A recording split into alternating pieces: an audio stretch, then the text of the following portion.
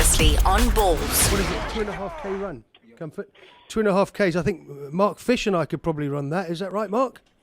Well, I certainly can. I'm not sure about you, but if you can, if you say you can, then I'm sure you could. See, when you get Pretoria Boys High guys on the line, then you know they're going to have a go at you, and that's how it works. Fishy, it's lovely to speak to you, mate. I've been watching Survivor with great interest. My missus is addicted to Survivor. She makes me watch it all the time. Very similar to what we had a thing in England called Celebrity Get Me Out of Here. You against Cornet Cricket. It's been great fun. Are you going to win that? Oh, no. You know already, don't you? No, we don't know. You don't. I think it comes to a point where the fans can vote and who they think is the better captain, whatever. But I do know, who gets to the end, and wait and see, because I think the actual show itself has been fantastic, and the challenges and the actual experience was unbelievable. Yeah, mate, it looks like it's been great fun. I'd love to do something like that one day. Unfortunately, well, if you're looking to lose weight, then that's a show you should go on. Because within 18 days, I lost 8.5 kilograms. Mate, I've got to go on it then, haven't I? Yeah, probably. Marky, I'm just going to read out some of the tweets. I just spoke to Soccer Clint from Soccer Laduma, Clint Roper, about Gordon Iggesund. Clint is a stout defender of Gordon. He makes some very good points. We've debated this a lot on Twitter. You've been involved, he's been involved. All kinds of people get involved on Twitter. I've got Menzi Kulati saying Danny has been with Safa for too long. Danny Udan, things fell apart in his presence. Forget the name change, focus on age groups. And Paul, 929, and Paul's a 99, saying the national team should have a pool of players rather than the select few. Momo Kersi, maybe against Brazil we'll have Tulani Terrero, Jali, Makocha, Zulu, Kulu, Matoho, Manisa, which is not bad players at all. And someone harking back, Ajax number 2, harking back to the Caltex Colts under 19, who produced lots of players. What's happened to that? Mpendo Sichordi saying, when is GI submitting his Chan report? And of course, GI is submitting his Chan report as I speak to SAFA. Mark, what do you think the outcome will be? Well, I'm actually not sure, which way SAFA is going to go. I think the writing is on the wall. Listening to what Danny said the other day, they're going to all sit down and look at it and review it. But I think this we've been talking about it for I think too long. I do definitely believe that there's a lot of SAFA officials that have been there too long. They've just moved within the federation to different jobs. Yeah, we do need some fresh new ideas. But I think that the whole importance of if you're looking at players that get picked for the national team, and we say, we keep on saying about development, there's a lack of development, there's lack of this. I hear people talking about Caltex under 19. When I grew up playing football, there was the Chappies under 13 league. I mean, that's where we're looking at. I mean, that to me is where you can, at the age of 30, where you can physically, emotionally, and mentally develop players if they want to go on to become footballers. But I think that the biggest challenge for the federation is that whoever comes on board, even if Gordon stays on for whatever reasons, we've got to have a plan. And the plan should be, and I know it'll be difficult for football fans to take in.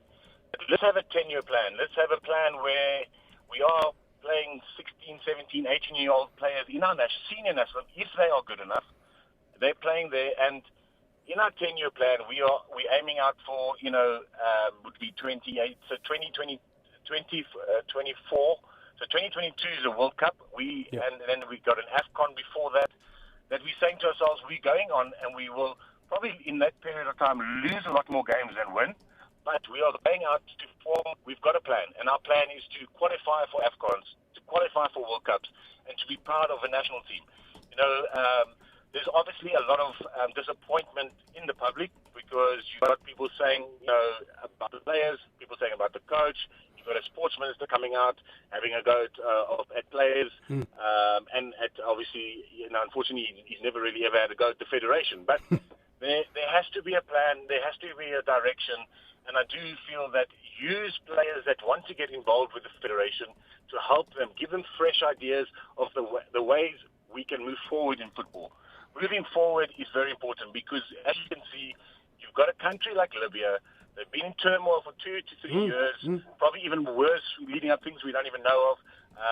Yes, they only won one game. They drew the rest. They won on penalties. but that shows you what he's capable of getting behind, getting people in to play, help develop the game in a country, help, and players that have the passion to play for their country. So that Libya story is absolutely phenomenal. But we, as a football nation and as a sport-loving nation, have to sit back and think. We have to look at development. Look at, when is a player young? A player is not young when he's 22, 23, 24. He is young if he is 16, 17, and when he's breaking into a first team at a club, and when he is, hopefully going on to play for his national team. We need to refocus that. Yes, we are, as South Africans, and probably in the sub-Saharan, down the south here, we probably develop a lot later than the rest of Africa, but we are falling slowly behind to the rest of Africa, where we used to, dominate Africa. And obviously we're falling behind on the African continent. We're falling behind to world football. So there needs to be serious people involved in the federation and serious answers and serious destinations where we want to go. Yeah, but I agree that we need to make serious changes at SAFA.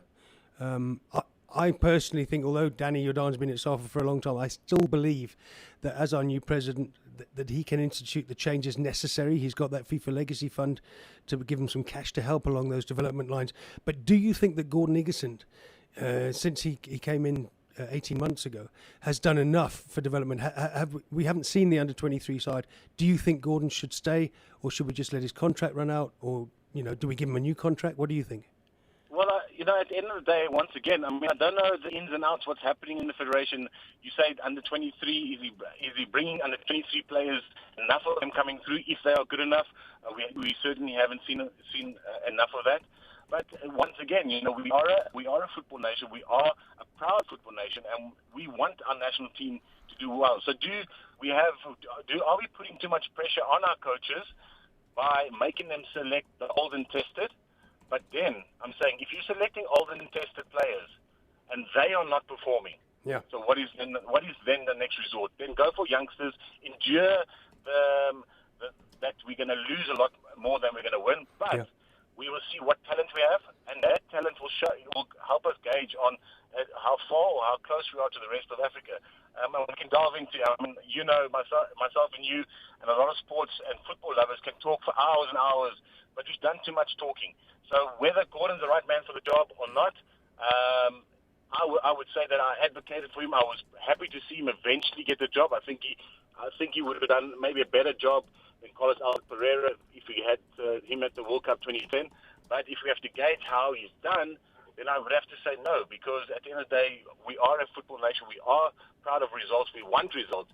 And then once again, if we're not getting results, let's resort. Let Danny Jordan, I do agree. I think he has been there too long, but I do feel that if he's got how I met Danny Jordan when I was playing, when he was in the federation, he used to talk to the players, he used to get inside information. If that's the Danny Jordan as president that wants to do that and wants to actually remember the passion he had when he first got involved with SAFA, and he wants to instill that now into SAFA, then he definitely is the right man for the job. But then he knows all the changes and all the things that need to be done in the federation, in South African football, to make sure that we can move forward. Yeah, no, agreed, Marky. That's a pretty succinct analysis. What saddens me is when we look back to those glory days, 95, 96, when Pirates and Bafana were dominating Africa, when you actually won trophies. What's happened since then, do you think? Is it about development, about that Chappies under-13 thing, about interprovincial tournaments, about the schools playing in a cohesive national tournament? Are those the things we need to bring back? Is that what we've lost? Obviously, it's all those things. I mean, under 13, you really getting kids getting to the feel of playing a competitive football and having those being exposed to winning and losing football matches, which is part of life. We have our ups and downs until you're teaching them a lot of realities of life at the age of 13. Then you've got other football, we're talking about school sports. School sports is not enough. School sport is not enough. And amateur football. Amateur football, we all agree, amateur football throughout the country was very strong. Yeah. So with amateur football is so strong, then the ability for players to step out into professional arena is not a train smash. So all these things, we all speak about it. We all know what needs to be done. But like I said, unfortunately, we've been talking too long. And now time has come to where we need to make changes and make sure that we can move forward. Yeah, no, Marky, I absolutely agree. I do worry that amateur football. I've been having a look at Centurion Blues. My 25-year-old boy's been down at Centurion Blues. He said it's a good club. He says he's enjoying it. He did his ankle last week. But there are still amateur clubs out there. But do they have enough help from SAFA? Do they have enough access to the top level? All right, Fishy. And thanks very much, 100%, sir, and have a great show. And you too, mate. And survive. Keep it real. Don't forget to survive, mate. All right. I will always do. That's Mark Fish, guys. Brilliant job. Thank you.